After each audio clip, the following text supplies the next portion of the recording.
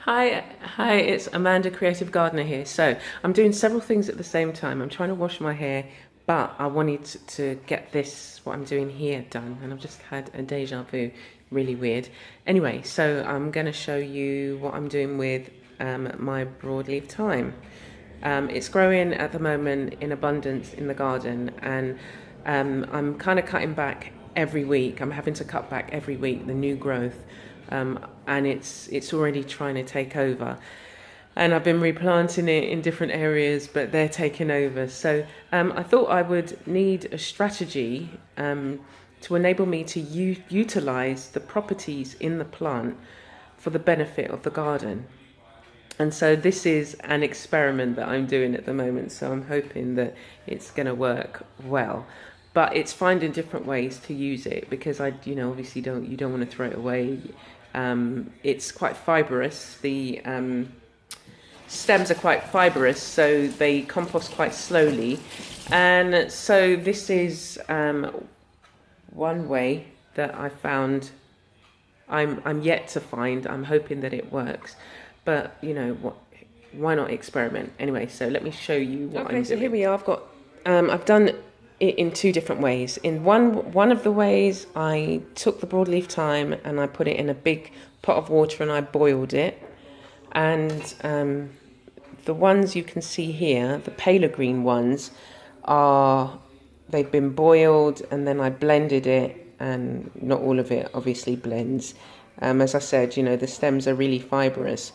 But I'm thinking that you scatter this on the soil, especially next to plants that are kind of having problems with insects, because it's got natural oils in there, then it will break down anyway. It's easier to break down in that way.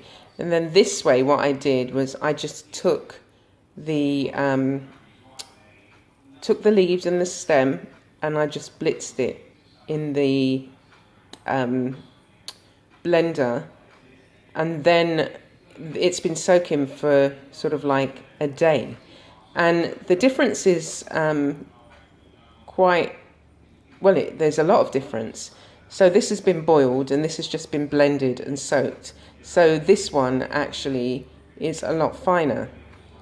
So one of the plants I wanted to use it on is my pawpaw, because I think it's being attacked by something, but I'm not sure. So what I'm doing here is straining it. It's like a mission here.